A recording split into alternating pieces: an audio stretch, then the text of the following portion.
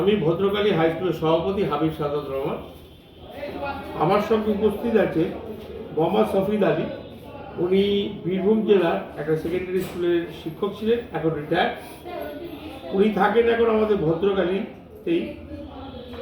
ওনার নাতি মোহাম্মদ শাহিদ রেজা আমাদের স্কুলে ক্লাস 6 থেকে পড়ছেন, এবং ক্লাস 6 থেকে উনি বাচ্চাটা একটু ফিজিক্যালি চ্যালেঞ্জ। ক্লাস 6 থেকে আমাদের কাছে পড়ার সময় থেকেই আমাদের কেয়ারে আছে। আমাদের টিচার সব স্টাফরা মিলেও বাচ্চাটার কেয়ার নেয়। যেই অবস্থায় এসেছিল তার থেকে অনেক ভালো অবস্থা আছে। এবং গতকাল স্পোর্টসে ফিজিক্যাল চ্যালেঞ্জ অবস্থাতেও ও প্রথম হয়েছে, তার ছবি আমাদের কাছে আছে। আমি সরাসরি এখন আমার বয়োজ্যেষ্ঠ দাদা মোহাম্মদ শফিদ আলী সাহেবের সঙ্গে বলবো এই স্কুলে ওনার নাতির সঙ্গে আচরণ এবং নাতিকে কেমন কেয়ার নেওয়া হচ্ছে স্কুলের, এবং আগে যে সেখানে পড়তো তার সঙ্গে স্কুলের তফাৎটা কি।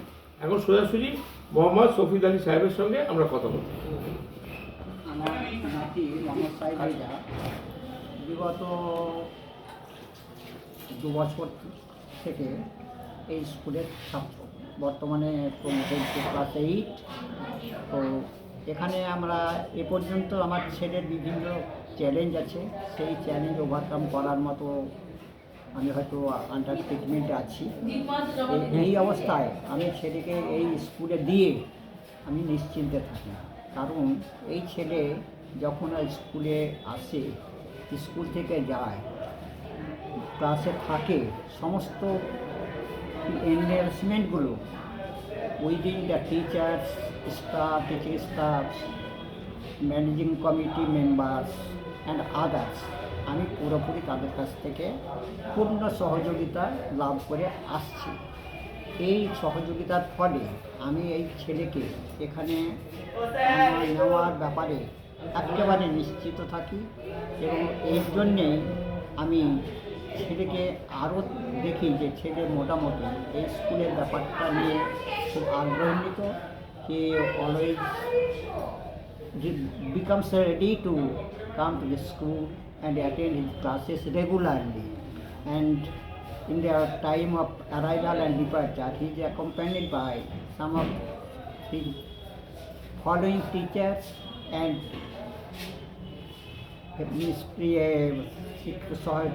সহশিক্ষিকা তাদের সঙ্গে যাতায়াত করে। আমি এই ব্যাপারে নিশ্চিত থাকি ছেলে পড়াশোনার ব্যাপারটা all the teachers very cooperative, তাদের কাছ থেকে আমি কৃতজ্ঞ। আপনার আগে যে স্কুলে পড়তো সেখানের সঙ্গে এখানে তফাৎ থেকে অন্য যেসব স্কুলে পড়তো ছোটোবেলায়, সেখানে কোন কোন স্কুলে পড়তো আগে? এর আগে প্রথমে যখন আসি as the doctors advice, okay Mir বলে একটা ইনস্টিটিউশন আছে, মির বলে ইনস্টিটিউশনে continue for 2 years। Next admitted to the PG high school, PG স্কুলে 2 বছর থাকার পরে রেগুলার ওয়েতে সে চান্স পেয়েছিল এইচএম স্কুলে। এইচএমে বছর 2 ছিল, বছর 2 থাকার পরে সে সময়তে কোভিড শুরু হয়ে যায়। কোভিড যখন শুরু হয়ে গেল তখন সে কী হয় যে পেন্টা ইন দ্য হাউস, এই অবস্থায় তার কিন্তু বিরাট একটা ডিটেরিয়েশন এসে গেছে।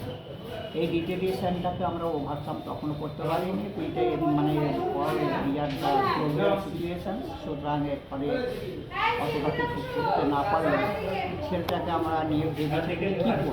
পরে পরবর্তী স্কুলে secondary West Bengal board of secondary স্কুলে ইংলিশ মিডিয়াম স্কুল লিটল ফ্লাওয়ার্সে দিয়েছিলাম। লিটল ফ্লাওয়ার্সে দেওয়ার পরেও দেখেছিলাম আমার ছেলেটা মানে ক্যানট কোপ উইথ দ্য সিচুয়েশান, স্কুলের সঙ্গে যে ঠিক করে মানিয়ে নিতে পারে। শিক্ষিকারা তাদের মতো তারা করতেন, ও পাচ্ছে বা পারে না সে ব্যাপারে আমাদের মানে এক্সট্রা কেয়ারটা নেওয়া হতো না। যার জন্যে আমরা দেখলাম যে ছেলেটার সম্বন্ধে হচ্ছে না যে ফিলস হিমসেলফ ভেরি রিমস্ট। হ্যাঁ, এর কারণে আমরা অন্যান্য এদের একটু অ্যাডভাইস নিয়েছিলাম যে একে আমরা একটা জেনারেল স্কুলে দিই।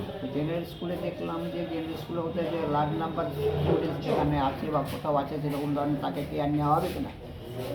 আমরা পরে যাই হোক যোগাযোগ করে বুঝতে পারি সেটা ভদ্রকালী হাই স্কুলে এসেছিলাম। ভদ্রকালী হাই স্কুলে সময় তাদের অ্যাডমিশন করি still continuing with cooperation of all the students, all the teachers, all the managing committee members and the said president himself. আমরা কিন্তু আজকে তাহলে এইটা আপনি বলতে পারেন যে একটা সরকারি স্কুল থেকে আমরা একটা ছেলের সঙ্গে থেকে ছেলের মানসিক বিকাশ, শারীরিক বিকাশ এবং শিক্ষার বিকাশ আমরা করতে পারছি। পাচ্ছি অসংখ্য ধন্যবাদ আমাদের এই যে ভদ্রকালী স্কুলে আমরা এটা করতে পেরেছি। আমরা সেই জন্যে ঈশ্বর আল্লাহ ভগবানের কাছে অসংখ্য ধন্যবাদ যে আমরা একটা বাচ্চা, ফিজিক্যালি চ্যালেঞ্জ বাচ্চার সঙ্গে থেকে তার মানসিক এবং তার শিক্ষাগত বিকাশ আমরা করতে পারছি। ধন্যবাদ।